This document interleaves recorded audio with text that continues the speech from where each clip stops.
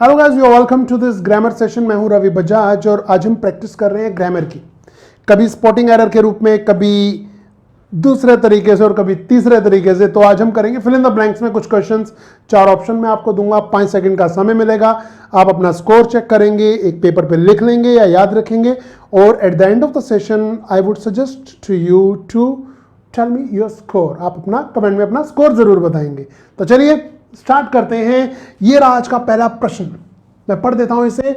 Are new digital photo print machine the manual dash is lost awaits to be set up properly. 4 option है। Of what, by home, where, of which. आपको इसका answer देना है and your time starts now. 5 second है। 5 4 3 2 1। Your time is over. इतना ही समय मिलेगा और इससे कम समय तो आपको एग्जाम में मिलेगा। तो करेक्ट आंसर है जी डी ऑप्शन, ऑफ विच। ये विच किसके लिए आ रहा है जी? Photo machine is a non living thing, इसलिए वहां होम तो हो नहीं सकता। यहां जगह की बात भी नहीं कर रहा है, इसलिए वेयर भी नहीं हो सकता। ठीक है, तो कंफ्यूजन होना चाहिए था ऑफ व्हाट में और ऑफ विच में। तो of which is the correct answer. मैं इसका मीनिंग बता देता हूं। Our new digital photo print machine, जो हमारी new digital photo printing machine है, द मैनुअल ऑफ विच, जिसका कि मैनुअल खो गया है, awaits to be set up properly, उसकी प्रतीक्षा की जा रही है कि उसे प्रॉपरली सेट किया जाए। Okay, so correct answer is of which. Non living thing है, यहां हूं का तो कोई सवाल ही नहीं बनता। फाइन, तो चलते हैं आगे। Question number 2, come on. Ramu is in the habit of revising just once, but Suresh never understands a subject dash, he revises it for at least 3 times। मैं इसकी हिंदी आपको बाद में बताऊंगा, पहले आप थोड़ा ट्राई कीजिए क्या लगता है। कंजंक्शन वाला क्वेश्चन है। इन केस, ऑल्दो, दस या अनलेस, चारों में से एक राइट आंसर है।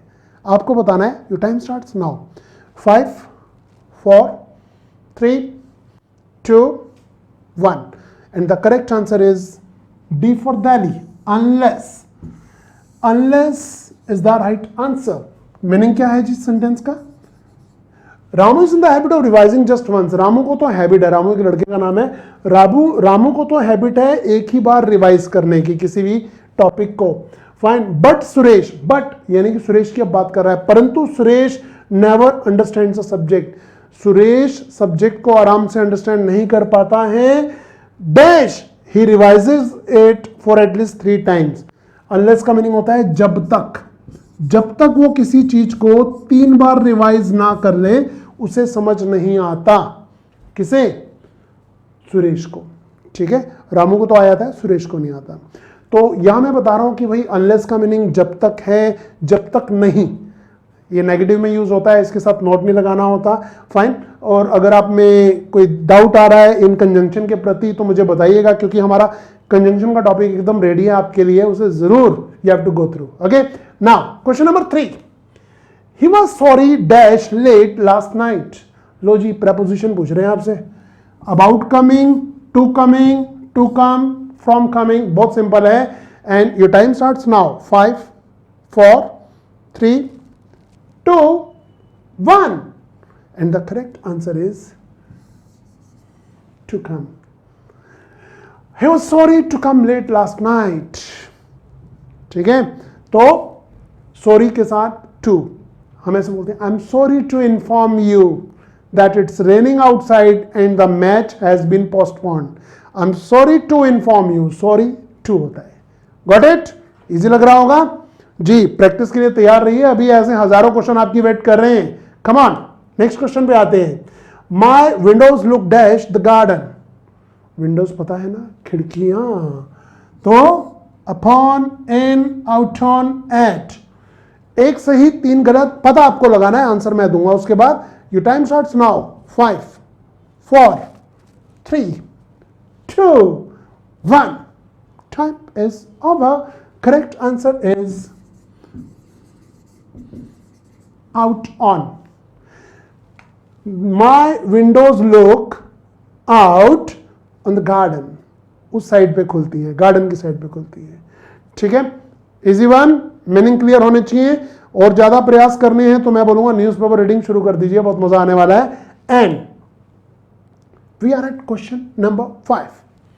आई have made a rough dash of the report. मैंने रिपोर्ट का रफ डैश तैयार किया है। क्या? Draft, drought, draft, drought. Correct answer दिख गया होगा, बहुत इजी है। कमान कमान, जो लोग जॉब करते हैं उन्हें तो पता चल गया होगा। Time starts now. 5 4 3 2 1। It's on. The correct answer is जी नहीं, ये तो बड़ी गलत है जी, बिल्कुल भी नहीं, बिल्कुल भी नहीं। ड्राफ्ट होता है जी, ड्राफ्टिंग लेटर होता है ना। आप कोई भी रिपोर्ट तैयार करते हैं, लेटर को ड्राफ्ट करते हैं, लिखते हैं, तो ड्राफ्ट बहुत सिंपल है। और ड्रॉट का मीनिंग सूखा भी होता है, घुट भी है यहाँ। एंड ये तो स्पेलिंग ही गलत है, तो कोई वर्ड ही नहीं होता, आपको बेवकूफ बनाने के लिए रखा गया था यहाँ पर। ठीक है, चलिए बढ़ते हैं आगे। 6, the reward was not commensurate dash the work done by us. आपसे पूछी जा रही है प्रेपोजिशन, बताइए जी कमेंसुरेट का मीनिंग क्या होता है। कमेंसुरेट का मीनिंग होता है अनुपातिक। और यहां पर क्या आएगा? फॉर, विद, ऑन या अपॉन। आपको बताना है। You time starts now. 5 4 3 2 1। Correct answer is with, commensurate with. देखिए ये तो हम मिक्स एरर कर रहे हैं, फिल इन द ब्लैंक्स में सब टॉपिक से हमने कुछ ना कुछ उठाया है, थोड़ा फ्रेजल वर्ब से, थोड़ा वोकैब से, थोड़ा ग्रामर से, पार्ट्स ऑफ स्पीच से भी उठाया है, प्रेपोजिशन से भी। बट हमारे कुछ सेशंस हैं जो हमने सिर्फ प्रेपोजिशन की एरर कराए हैं, उन्हें जरूर देखिए, वो आपके लिए बहुत जरूरी है, क्योंकि प्रेपोजिशन तो इंग्लिश की बैकबोन है। ओके, तो कमेंसुरेट के साथ विद यूज होता है। बढ़ते हैं आगे, 7 नंबर पे आ गए जी। The chairman is ill, chairman बीमार है, so we will have to dash the meeting for a few days. तो हमें मीटिंग को वो करना पड़ेगा, क्या करना पड़ेगा आप बताइए ना। Put on, put away, put off, put off. 4 option आपके सामने, और मेरा काम है जी आपको टाइम याद दिलाना। 5 4 3 2 1। अब correct answer is put off. एक और पंगा यार, पुट ऑफ तो 2 दिए हुए हैं, बी या D. D for Delhi. Put off का मीनिंग होता है पोस्टपोन करना या टालना। ये पुट ऑफ का मीनिंग कोई मीनिंग ही नहीं होता, ये वर्ड ही नहीं होता। ठीक है, पुट ऑन का मीनिंग होता है वेट गेन करना। ठीक है, फाइन। तो this is going to be put off. Phrasal verb का अपना ही योगदान है, अपना ही कंट्रीब्यूशन है इंग्लिश लैंग्वेज में, आप मिस नहीं कर सकते हैं। और फ्रेजल वर्ब भी हमने बड़ी टेक्निक से याद करा है, आपको याद कराए हैं। सेशंस अवेलेबल हैं, प्लेलिस्ट में जाइए और पता लगाइए, बहुत इजी और मजेदार सिस्टम है विद एक्सरसाइज। जी हाँ, मिस नहीं कर सकते आप। Question number 8, I do my work dash carefully to make mistakes. बाप रे, टेढ़ा क्वेश्चन है, गुगली है, गुगली, आराम से देखिएगा। आई do my work so carefully होगा, वेरी केयरफुली होगा, टू केयरफुली होगा, या मोर केयरफुली होगा। इस क्वेश्चन का आंसर मैं आपको नहीं दूंगा, आप मुझे देंगे कमेंट में। तो इस क्वेश्चन का आंसर मैं वेट करूंगा, कमेंट में आप देंगे। सिर्फ इतना लिखेंगे, question number 8 and the correct answer is this. जो सबसे पहला आंसर होगा आपकी ओर से, उसके नीचे मैं कमेंट में अपना आंसर दूंगा सही। सोच समझ के करिएगा, गड़बड़ होने वाली है, it's a googly. Fine, now question number 9 पे आते हैं। Come on. The cat and dog have a dash enemy in the rat. Same, mutual, common, similar, and your time as usual starts now. It's 5 4 3 2 1। Time is over. It's common.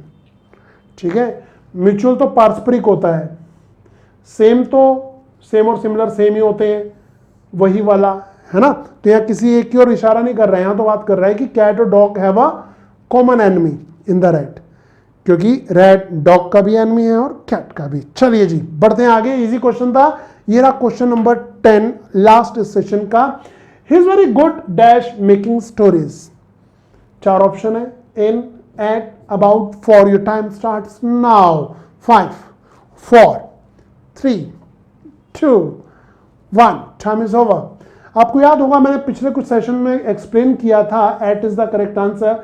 जब आप किसी चीज में able होते हैं, योग्य होते हैं, किसी सब्जेक्ट में अच्छे या कमजोर होते हैं तो एट का यूज होता है, इनका यूज नहीं होता। तो is very good at making stories होगा, I am good at mathematics होगा, ही और she is good at English होगा, इन नहीं होता। किसी सब्जेक्ट के बारे में एट होता है, इन नहीं होता। ठीक है, तो now guys it's your turn. आपका स्कोर 10 में से क्या है जल्दी मुझे कमेंट में बता दीजिए। क्वेश्चन नंबर 8 का राइट आंसर क्या है ये भी आपको मुझे कमेंट में बताना है। ठीक है, I am waiting for your reply, your answer. और इसके बाद हम मिलेंगे एक और नए सेशन में। और हाँ, आगे बढ़ने से पहले मैं आपको एक चीज बता दूं जाने से पहले कि हमारी ऐप है जिसका डिस्क्रिप्शन में पूरा लिंक दिया हुआ है। ऐप का नाम है OMG सक्सेस। उसमें हमने वोकेबलरी को, अपने ग्रामर पार्ट को भी और इडियम्स को पिक्चर के साथ पिरो कर दिया है। उसे जरूर देखिएगा, आपके लिए है, दिव्यास्त्र है वो।